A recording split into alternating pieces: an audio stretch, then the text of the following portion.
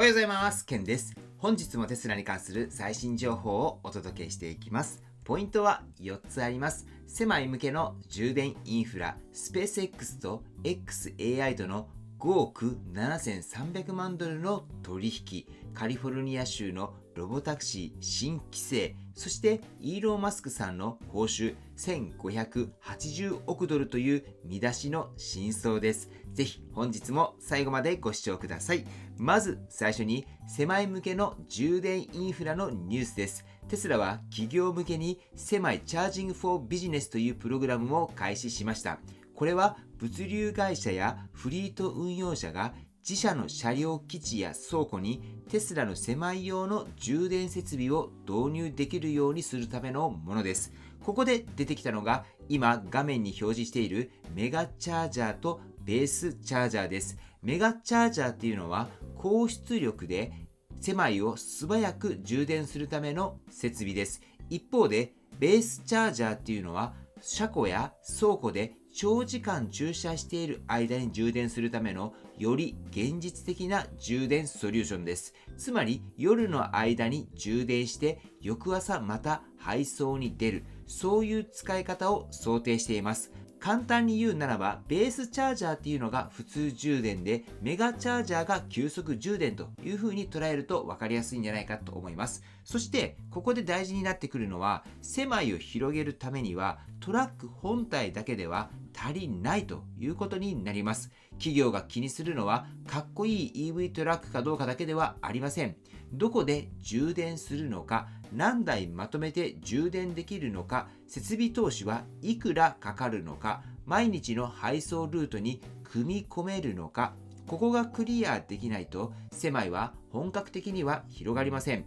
その意味でベースチャージャーは果てではありませんがかなり重要です。昨日のニュースが狭いの量産開始だったとすれば、今日のニュースはその狭いをどう実際に使うのかという話になってきます。では次に行きます。次はスペース X と XAI との取引です。テスラは2025年にスペース X と XAI から合計で5億7300万ドルの売り上げを得ていたことが明らかになりました。スペース X 向けは約1億4300万ドルで、主に車両販売、多くはサイバートラックだったようです。そして XAI 向けは約4億3000万ドルで、主にメガパックの販売です。このニュースはポジティブにも見えますし、注意点もあります。ポジティブに見ればテスラエナジーが AI データセンター需要に入り込んでいるということになります。AI 企業は大量の電力を必要とします。そこにメガパックが使われているならば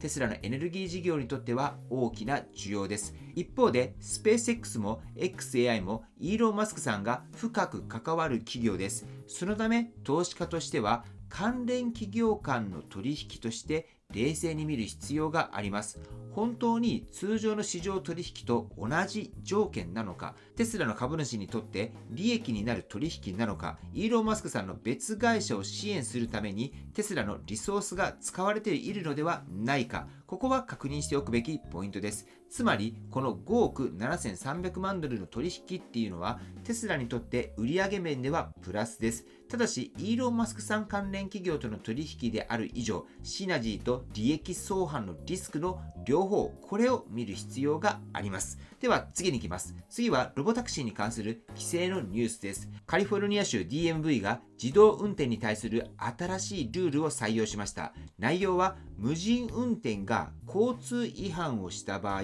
企業側に違反通知を出させるというものになります。これまでは交通違反の切符は基本的に人間のドライバーに対して出す仕組みでした。でも完全無人のロボタクシーでは車内に人間のドライバーがいません。そこで違反が起きた時に企業側へ責任を問うようにする仕組みが整えられたということになります。これは一見するとテスラにとって逆風に見えるかもしれません。ただ僕はこれはロボタクシーが現実の交通システムに入るための段階だと思います。これまでロボタクシーの話は FSD がどれだけ賢いのか、 AI がどれだけ進化したのかという技術の話が中心でした。でも実際に公道で無人運転するならば技術だけでは足りません。交通違反が起きた時に誰が責任を取るのか、緊急車両や警察、消防とどう連携するのか、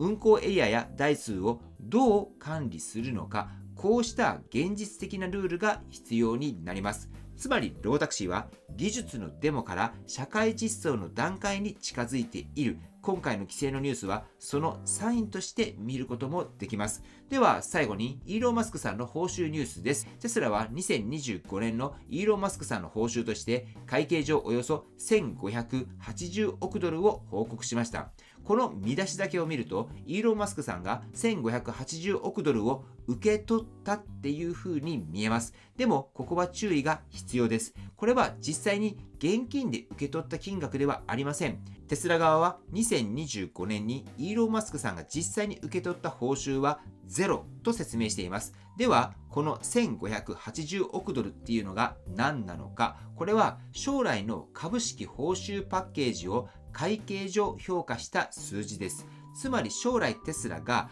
高い目標を達成した場合に価値を持つ可能性がある報酬を会計上どう評価するのかっていう話です。ただし投資家にとって重要でないわけではないんです。この報酬パッケージはテスラがイーロン・マスクさんを会社に強く結びつけようとしているということを示しています。一方で将来的には株式が付与されたり行使されたりすれば既存株主にとっては希薄化の可能性もあります。つまりこれは単なる報酬のニュースではなくってガバナンスと株主の価値に関わるニュースなんです。見出しだけで反応するんではなくって実際に受け取った金額なのか会計上の評価なのか、これを分けてみる必要があります。はい、ということで今日のニュースね、まとめていきたいと思いますけれども、一つ目はセマイ向けの充電インフラです。量産開始の次に企業が実際にセマイを運用するためのベースチャージャーとメガチャージャーが出てきました。二つ目はスペース X と XAI との5億7300万ドルの取引です。テスラエナジーにとってはポジティブな材料ではありますけれども、関連企業間取引としての注意点もあります。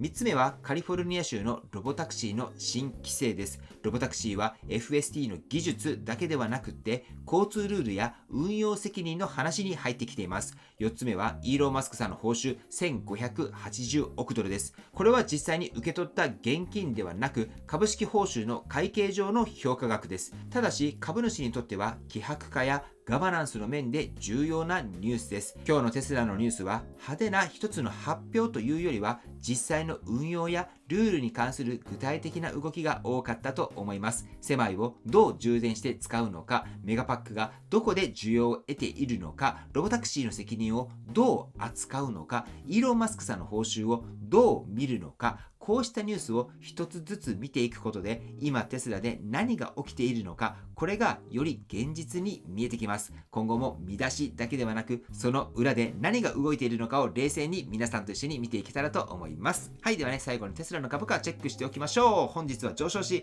現在394ドルとなっております。昨日と今日で一気に伸ばしてきた感じがありますね。はい、ということで本日の内容は以上です。今回の動画が参考になったと思われたら高評価をよろしくお願いします。僕の YouTube は毎日発信しています。僕の YouTube をご覧になってもらえばテスラの情報はほとんど網羅すると思いますので、チャンネル登録がまだな方はチャンネル登録の方をよろしくお願いいたします。では今日もご視聴していただきありがとうございます。テスラのある生活を楽しんでいきましょう。ではまた。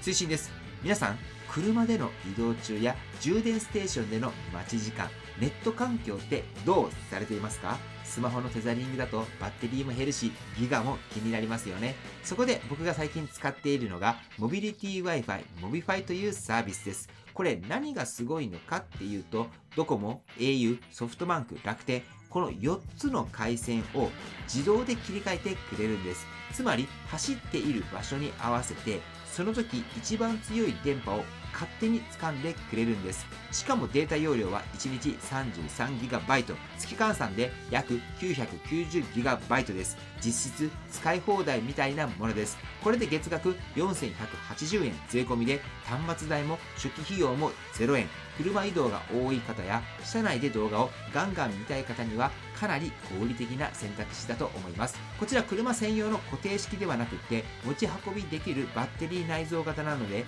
車から降りてカフェでの作業とかにも使えます。これからのカーライフをアップデートしたい方は、ぜひね、概要欄のリンクからチェックされてみてください。これからは車内でも Wi-Fi がつながる、そういった時代になってくると思います。ぜひ車内で Wi-Fi が使える環境っていうのをね、整えてみたいなと思われる方はいいんじゃないかなと思いますので、ぜひね、チェックされてみてください。はい、ということで本日も最後までご視聴していただきありがとうございます。素敵な一日をお過ごしください。ではまた。